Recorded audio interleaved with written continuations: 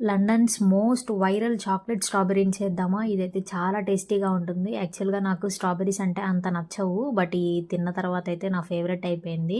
First అయితే మంచిగా స్ట్రాబెర్రీస్‌ని wash చేసుకోవాలి. మంచిగా పండినవైతే చాలా టేస్టీగా ఉంటుంది. స్వీట్‌గా ఉంటుంది. ఇక్కడైతే నేను స్ట్రాబెర్రీస్‌ని కొంచెం సాల్ట్ వేసి వాష్ చేస్తున్నాను.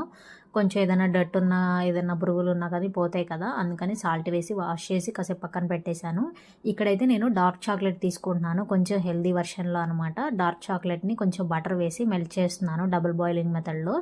డబుల్ బాయిలింగ్ అంటే తెలుసు కదా! కింద కొంచెం హాట్ వాటర్ పెట్టేసి పైన వేరే గిన్నెలో బాయిల్ చేయాలన్నమాట.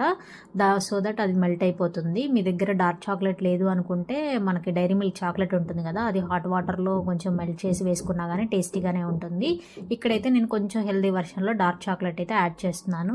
చక్కగా మెల్ట్ అయిపోయింది. ఇలాగా ఈ కన్సిస్టెన్సీ వచ్చిన తర్వాత అయితే మనం చక్కగా స్ట్రాబెర్రీస్‌కి పట్టించొచ్చనమాట. కొంచెం థిక్‌గా ఉంటే స్ట్రాబెర్రీస్‌కి అంతగా పట్టదు. కొంచెం ఇలా ఉంటే స్ట్రాబెర్రీస్‌కి చక్కగా పడుతుంది.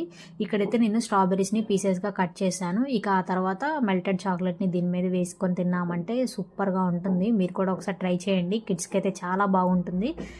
ఇప్పుడు స్ట్రాబెర్రీ సీజన్ కాబట్టి మంచిగా మనకి స్ట్రాబెర్రీస్ అయితే దొరుకుతాయన్నమాట. మీరు కూడా ఒకసారి ఇలా ట్రై చేసి మీ పిల్లలకి పెట్టండి. చాలా టేస్టీగా ఉంటుంది. వాళ్ళు మంచిగా ఎంజాయ్ చేస్తారు. ఇక ఈ వీడియోకి అయితే ఇంతే. మళ్ళీ నెక్స్ట్ వీడియోలో అయితే కలుద్దాం.